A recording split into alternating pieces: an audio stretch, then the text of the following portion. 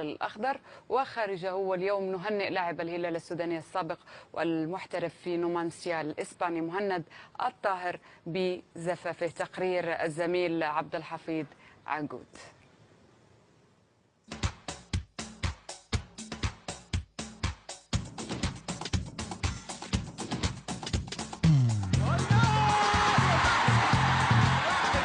يمر ويراوغ ويدخل الى منطقه الجزاء ويمر الكره وجول.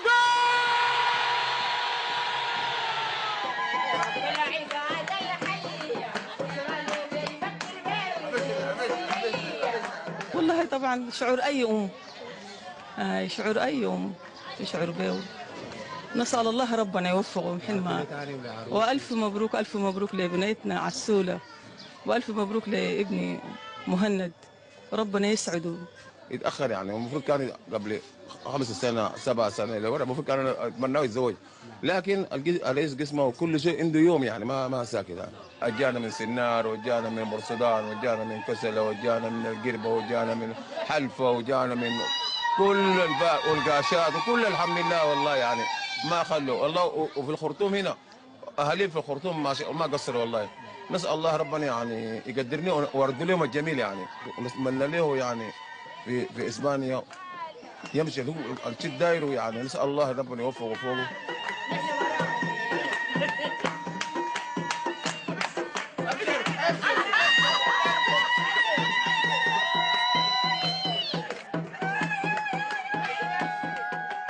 نهني ابننا مهند الطاهر بمناسبة زواجه، ونتمنى له حياة زوجية سعيدة إن شاء الله، ونشكر كل الذين حضروا المناسبة وشاركوا، ونقدر لهم هذا التعب إن شاء الله.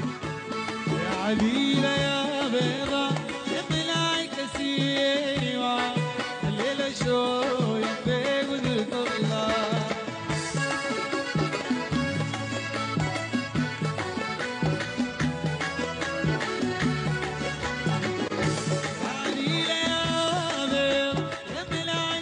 صدى الملاعب بيرحب بعريس الموسم ونجم السودان الدولي مهند الطاهر، وبنقول له الفرحة فرحتين، في الأول الاحتراف والآن الزواج.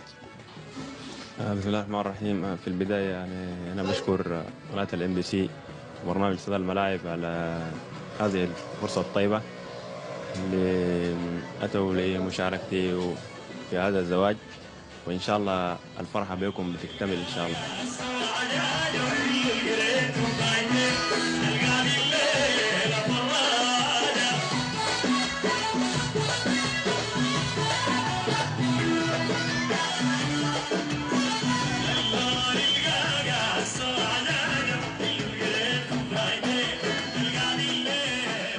بهني الأخ مهند الطاهر على الزواج الميمون، واتمنى له بإتمام العيال.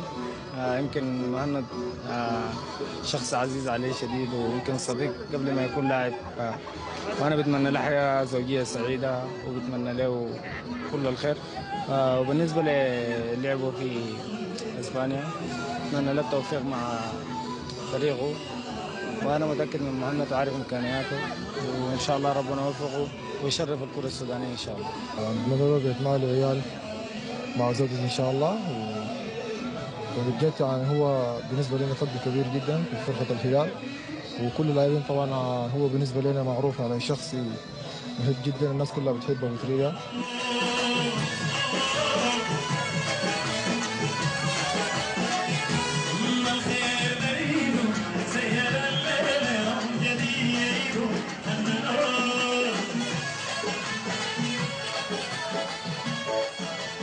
بالتأكيد ألف مبروك للاعب مهند الطاهر ولكل أفراد عائلة الطاهر. يمكن مش متعودة على حفيظ عقود، دايما بدلة، اليوم تيشرت وعرس مش ضابطة. في شيء استوقفني، عندكم عادات معينة بالزغروطة بتمسكوا هنا صح؟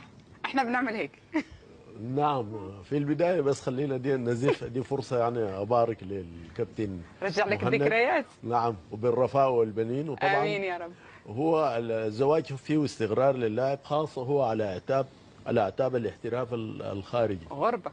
نعم، طبعا الكثير من العادات تغيرت، العادات القديمه، ولكن ظلت هذه عاده. وايش كيف هي وين الايد بتنحط؟ بيحطوا السواين هنا، لكن ما عنده اي تاثير لانه بس الحركه. بس الحركه هاي. طب انت وين تزوجت؟ وين عملت العرس؟ احنا تزوجنا ايام كان العرس لسه التقليدي، الزواج كان داخل البيت، سواء داخل بيت العريس او داخل بيت العروس بينتقل. ولكن حاليا هنالك صالات خصصت لهذا الغرض للتأجير تستوعب الآلاف من المدعوين. ما شاء الله. أول مرة يعني بشوف يعني العريس سمحت له العروس إنه يعمل له لقاء، هيدي تحسب لعبد الحفيظ. لا واضح إنه طبعا هي المناسبة في حد ذاتها فرحة. الشيء الثاني حقيقة هذا اللاعب الآن الآمال السودانية كلها معلقة فيه، قد يكون فاتحة لبوابة احتراف لاعبين سودانيين في أوروبا. نتمنى له طبعا الاستقرار، نتمنى لعبد الحفيظ عقود، التقرير الجاي يكون لابس بدله ان شاء الله. يعطيكم يترك التيشيرت. بالتاكيد نقول له مره ثانيه الف الف مبروك، تصبحوا على الف الف خير، يعطيكم الف الف عافيه، وان شاء الله دائما ايامكم كلها افراح. مشاهدينا، هناك جماهير تعشق كرة القدم وأكثر ما يحبطها غالبا الخسارات المتكررة، فما بالكم لو لم يحقق الفريق أي فوز يذكر هذا الموسم على أرضه. تصبحون على ألف ألف خير بالتأكيد، بعيدا عن أي خسارات، قريبين إن شاء الله من كل الأفراح. في أمان الله. زعلان يا زعلان، خليت قلبي حيران، ما قلت لك يا حبيبي بطل دلع من زمان. والله الجمهور يبغى الفوز يعني.